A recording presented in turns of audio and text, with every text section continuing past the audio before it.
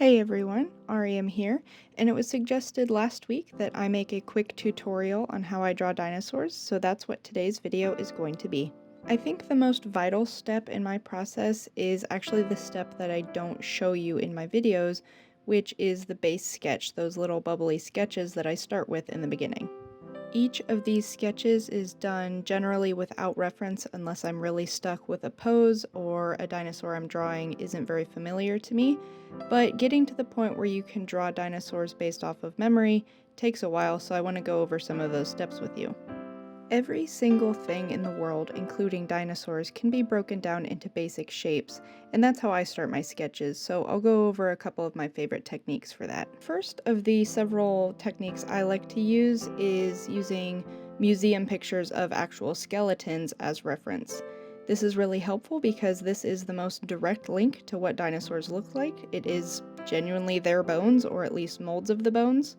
The problem is that it doesn't give you a great idea of the musculature or fat on the animal, so it's a little bit more speculative. The next technique can give you a little bit more help in learning about musculature and where to place fat on living animals, which is finding toys or animal models to base your art on. This is especially helpful if you have one of these models in hand because it lets you position the animal in different orientations and allows you to control the severity and angle of different lightings, which can really help you get a start on what you want your art to look like. The more up-to-date model, the better.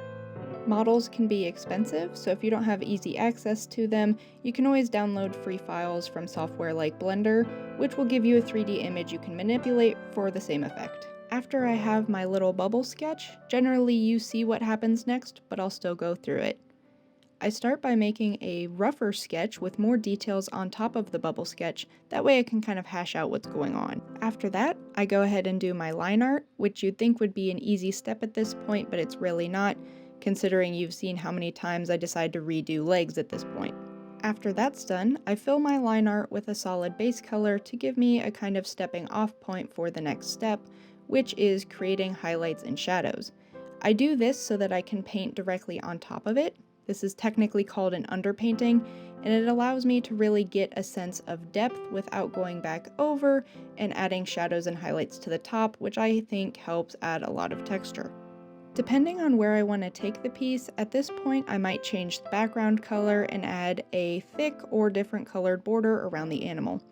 I think this helps contrast with my sketchy line art style and adds a sense of unity and cohesiveness to the piece. At this point, the only thing left to do is color, and I do that using a watercolor tool on my digital art software. I alternate between using multiplier and overlay layers as it desaturates the color and helps find a more natural tone for the animal. I want to emphasize that while I use this technique mainly in my digital art, it is something that I use in my traditional art, either for full pieces or for anatomy practice, so I think it's a good use of technique overall.